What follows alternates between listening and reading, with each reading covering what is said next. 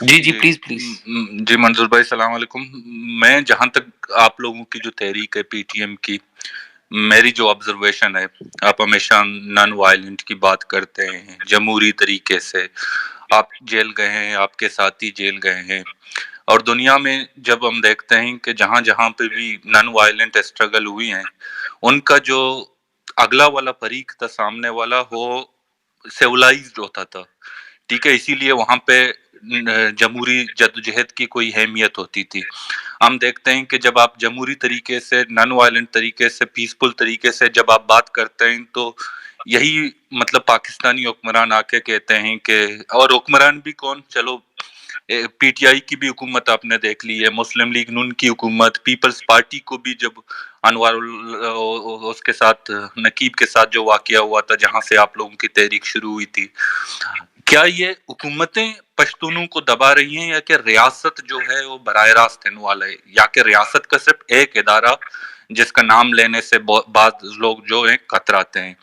ابھی ریسنٹلی ہم نے دیکھا کہ بلوچوں کی طرف سے مہرنگ بلوچ والے جو اسلام آباد میں، اعزاز بھائی بھی ان کو کور کرتا رہا ہے، لیکن ہم دیکھتے ہیں کہ وہاں پہ بھی ایک ان کے خلاف پروپیگنڈا شروع ہوتا ہے، جو ظاہر سی بات ہے سیولائز سوسائٹیز میں نہیں ہوتے ہوں گے. سیولائز ریاستیں ایسا نہیں کرتے ہیں. اگر کوئی مسئلہ ہے تو اس کے گہرائی میں جاتے ہیں اور اس کو حل کرنے کی کوشش کرتے ہیں. آپ مطلب لاٹھی بھی آپ لوگوں کے لوگ کھا رہے ہیں، آپ لوگ جیلوں میں بھی جا رہے ہیں، اور آپ کے جتنے بھی ساتھی جو پارلیمانی سیاست کی طرف آنا چاہتے تھے، محسن داوڑ، علی بھائی، لیکن ہم نے دیکھا کہ ان الیکشن میں ان کو روکا گیا، محسن داوڑ پہ حملہ ہوا. تو آپ مطلب ہمیشہ سے آپ مطلب اگر میں آپ سے پوچھوں کہ آپ 10 سال آگے اپنی جدوجہد کو کہاں دیکھتے ہیں؟ کہ آپ اسی طرح روزانہ جیل جاتے رہیں گے، اپنے ساتھیوں کی لاشیں اٹھاتے رہیں گے، اور ایک انسیولائزڈ جو حکومت کہیں، ریاست کہیں، ان کے سامنے ایسے ہی، یا کہ آپ کہیں نہ کہیں جا کے آپ یہ سوچیں گے جس طرح بلوچ جو ہیں کہتے ہیں کہ پارلیمنٹ میں ہمارے نمائندے نہیں ہیں، یہ ان کے نمائندے ہیں جو مطلب انہی کی صرف بات کرتے ہیں. تو آپ کہیں نہ کہیں جا کر آپ کی ایک تحریک، بس ہمیشہ سے ہم اگر میں پوچھوں 10 سال آگے، 10 سال اپنی تحریک کو آپ کہاں دیکھ رہے ہیں؟ اسی طرح مطلب باچا خان کی جو جدوجہد تھی نان وائلنٹ، اسی طرح چلائیں گے، کہ کہیں نہ کہیں آپ اپنے دماغ میں ایسا سوچتے ہوں گے کہ بھئی جو جہاں پہ آپ پر مطلب کوئی پتھر برسا رہا ہو تو آپ یقیناً ان پہ پھول نچاور نہیں کریں گے. جی منظور بھائی. بہت شکریہ پردھان بھائی، بہت شکریہ. سلام پردھان. ایک تو یہ ہے کہ ہم بڑے منظم طریقے سے آگے جا رہے ہیں. ہمارا پہلا جو ٹارگٹ تھا یہ ہے، وہ ایک اس فکر کو عام کرنا ہے جو فکر مزاحمت پیدا کر سکے،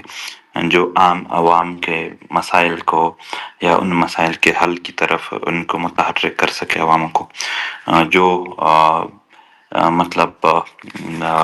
ظالم ہیں، جابر ہے، ان کو ایکسپوز کر سکے، جو یہاں پر مزاحمت کے الفاظ مہیا کر سکے، نعرے مہیا کر سکے. اور اس حوالے سے پھر ہم ایک منظم تنظیم، جو ابھی ہم اس پر شروع ہے، ابھی کام شروع ہوا ہے، کچھ عرصہ ہوا ہے کہ منظم تنظیم ہو. آپ کو پتہ ہو کہ اس خطے میں منظم تنظیم کسی کے پاس نہیں ہے. دیکھو، کسی بھی ایک تنظیم ہے، ایک قوت ہے، جو بھی ہے، ان کو ایک معاشرے میں استحکام کے لیے 5 بنیادوں کی ضرورت ہوتی ہے. ایک اس کا فکر نظریہ، اس پر ایک منظم تنظیم، اور اس کی موریلٹیز، عوامی سپورٹ، 5 طاقت. یہ جو طاقت ہوتی ہے وہ ان چاروں کی بنیاد پر کھڑی ہوتی ہے. اگر یہ 4 دیواریں نہیں ہیں تو طاقت کا جو وہ ہے وہ بھی نیچے گرے گا. اب دیکھو، طاقت تو امریکہ کے پاس تھی، مگر ویتنام میں کیا ہوتا ہے ان کے ساتھ؟ وہی اسلحہ وہاں رہ جاتے ہیں سر. یہی ہے. اب ہم 5 سال پہلے 6 سال پہلے جب اٹھتے ہیں نہ تو ہمارے فکر اور نعرے کو کوئی مان رہا تھا، ان کے مان رہے تھے، نہ تنظیم تھا ان کے پاس تھا۔ موریلٹیز یہ تھے کہ ایک عام راستے سے بھی جاتے تو وہاں سے لوگ اٹھ جاتے کہ ایسا نہ ہو تصویر میں ہم ان کے ساتھ آ جائیں، کیا ہوگا پھر۔ اور ان کی یہی تھے کہ اگر کوئی ان میں سے عام عوام میں سے کرنل جرنل کا دوست ہے تو وہ فخر سے کہتا، اور باقی لوگ بھی ان کی عزت اور احترام کرتے تھے کہ ہمارے کام بھی شاید سدھر جائیں، یہ ان کی دوستیاں ہیں۔ اور عوامی سپورٹ بھی ہمارا نہیں تھا، ان کا تھا، اور طاقت تو انہیں کے پاس ہے۔ ابھی کیا ہے 6 سال بعد ان کے فکر اور نعرے کو کوئی نہیں مانتا ہے، ہمارے فکر اور نعرے کو وہ لوگ بھی مانتے ہیں جو ہمیں نہیں مانتے ہیں، وہ لوگ جو بالکل منظور کو نہیں مانتے ہیں وہ بھی یہ مانتا ہے کہ اس ملک میں ظالم کون ہے، دہشت گرد کون ہے، اور ان کی اصلیت کیا ہے، نعرے اور فکر کو صرف یوں۔ اور وہ کیونکہ اصلیت جان گئی، ظلم اور جبر، لوگ ہماری باتیں نہیں مان رہے تھے، مگر پھر انہوں نے اپنے آنکھوں سے دیکھ لیے، پھر انہوں نے اپنے آمنے سامنے دیکھ لیا، خود تجربہ کیا کہ کیا ہے صورت، اصلیت کیا ہے۔ عوامی سپورٹ بھی نہیں، موریلٹیز یہ سارے چلے گئے، لیکن اس نعرے اور نظریے کے ساتھ جو ہمارا تھا وہ ابھی کافی سٹرانگ ہو گئے۔ اب یہاں پر اس خطے میں کسی کے پاس بھی منظم انقلابی تنظیم نہیں ہے۔ یہ سارے جتنے بھی تنظیمیں ہیں، چاہے وہ ہمارا اپنا ہی ہے یا جتنی بھی ہے، یہ ایک احتجاج کے لیے، یعنی اتنا طاقت ہے اس کا کہ احتجاج اس سے ہو سکے، یہ کسی انقلاب کے قابل نہیں ہے۔ منظم تنظیم ہونا چاہیے تاکہ پھر آپ اپنی بات کو بہت ہی مؤثر طریقے سے آگے لا سکیں، اور جو بھی آپ چینجز، جو بھی تبدیلیاں چاہیں وہ کر سکیں۔ تو یہاں پر آپ نے بات کی کہ منظور بھائی، 10 سال بعد آپ اپنے تنظیم کو کہاں دیکھتے ہیں۔ ہم منظم ہو جائے، کافی تعداد ہے، کافی مطلب یہاں پشتون بیلٹ کی آبادی کافی زیادہ ہے، اب کافی کام رہ گیا ہے ہم سے، ہم تنظیم کے حوالے سے گاؤں گاؤں تک رسائی نہیں ہو پائی ہے، اور ایک منظم ویل ڈسپلنڈ تنظیم جس کو کہتے ہیں وہ ہمارے پاس نہیں ہے۔ تو جب تک ہم وہاں تک نہیں پہنچتے ہیں، تب تک اگر ہم باتیں تیز بھی کریں اور زیادہ بھی کریں تو ان کو فالو کرنے کے لیے، ان پر عمل درآمد کرنے کے لیے ہمارے یعنی پشت پر بیک پر کوئی تنظیم نہیں ہوگی، وہ صرف باتیں ہی ہو جائیں گے،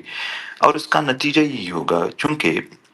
جو لوگ ہمارے ساتھ برسر پہ کھار ہے، جو ظالم ہے، ان کے ساتھ ویل ڈسپلن تنظیم ہے تو ان کی تیاری ہے، ہماری نہیں ہے۔ تو وقت سے پہلے باتیں ایسے ہوں گے کہ اگر ہم زیادہ باتیں کریں، تیز باتیں کریں گے کہ وہ ہے یہ ہے، تو پھر یہ ہوگا کہ اس سے ہمارا نقصان ہوگا، نہ کہ جن لوگوں پر ہم اپنی باتیں منوانا چاہتے ہیں ان کا نقصان۔ تو یہی ہے کہ کافی ساری باتیں، کافی سارے حالات، کافی سارے تفصیلات ابھی ہم بیان نہیں کر سکتے، لیکن جو ہی ہم ایک منظم سیٹ اپ، ایک منظم سیٹنگ کے لیے، یعنی ہم اپنی طاقت کو دیکھتے ہیں کہ اب ہمارا اتنا سیٹ اپ ہوا ہے، حالات کے مطابق تب اسی کے حوالے سے فیصلے کرتے ہیں۔ مگر صرف اتنا وہ آپ کی یہاں آڈینس کے لیے اور آپ کے لیے اصلاحاً ایک بات کی تعریف کرنا چاہتا ہوں، تعریف مطلب تعارف، ڈیفینیشن کرنا چاہتا ہوں کہ آپ نے 2 ٹرم استعمال کیے کہ وائلنس، نان وائلنس۔ ایکچولی سیاسی جدوجہد میں یا زندگی میں، دنیا کی، انسانوں کی ایک وسیع تاریخ میں اس طرح صرف 2 الفاظ نہیں ہیں، یہاں 3 الفاظ پائے جا سکتے ہیں۔ وہ واقعی پھر دنیا کی تاریخ کو آپ کور کر سکتے ہیں اگر 3 کہتے، کیونکہ 2 میں ایک ہوتا ہے آرمڈ ریزسٹنس، ایک ہوتا ہے آرمڈ وائلنس، ایک ہوتا ہے ان آرمڈ یعنی اسٹرگل۔ ایک آرمڈ اسٹرگل ہوتا ہے، ایک آرمڈ وائلنس ہوتا ہے، ایک ان آرمڈ یعنی ریزسٹنس ہوتا ہے۔ مسلح جدوجہد، غیر مسلح جدوجہد، مسلح تشدد۔ جو لوگ، یعنی جو ایک تنظیم، جو ایک قوت عام عوام کے وسائل غیر غصب کرنے کے لیے उनके साथ बेइंसाफियाँ करने के लिए, उनकी ज़िंदगी को तंग करने के लिए, उनको मारने के लिए, उनके ये जो मतलब अपना एक सेटअप है, उनको ताकत के ज़रिए चेंज करने के लिए, कल्चर और उनकी ज़ुबानों को ताकत के ज़रिए चेंज करने के लिए, जो ताकत, जो क़ुव्वत इस्तेमाल होती है, उनको आप मुसल्लह तशद्दुद यानी आर्म्ड वायलेंस कह सकते हैं। एक होता है आर्म्ड रेजिस्टेंस, ऐसे ही अपने वतन के लिए, अपने वतन के लोगों के हुकूक के लिए, इंसाफ के लिए दुनिया की तारीख में, हजारों साल तारीख में हुआ है कि लोग उठे हैं और फिर तशद्दुद यानी तशद्दुद तो नहीं कह सकते, रेजिस्टेंस, आर्म्ड रेजिस्टेंस, मुसल्लह जदोजहद के जरिए अपने कौम, अपने वतन को इंसाफ, उनको आज़ादी और सब कुछ दिलाए। वो एक अलग टॉपिक है, वो आर्म्ड वायलेंस और आर्म्ड रेजिस्टेंस, इसमें फ़र्क होता है। और एक होता है अनआर्म्ड, ये जो रेजिस्टेंस है, अदम तशद्दुद, गैर मुसल्लह जदोजहद जिसको कहते हैं।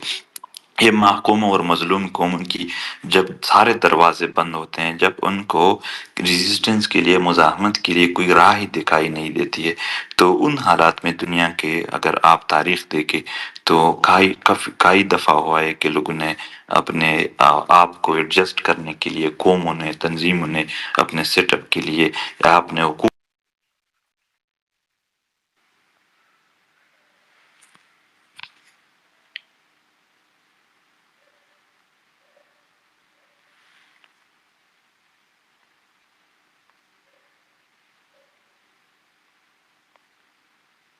बहरहाल हम तो फ़िलहाल जो जद्दोजहद कर रहे हैं वो गैर मुसल्लह, यहाँ पर अवामी यानी तंजीमी फ़िक्री लिहाज से और इस लिहाज से कि लोगों में आगाही हो और वो हरकत करने के लिए आमादगी ज़ाहिर करे, क्योंकि आम आवाम में हरकत की आमादगी, हरकत की ख्वाहिश ख़त्म हो गई है। वो जब पायदार होगी तब यहाँ पर लोगों को जब अपने हुकूक का पता हो और वो बेदार हो, तब फिर हो सकता है कि जद्दोजहद हो और लोग अपने हुकूक और अपने मंजिल तक पहुंच सके।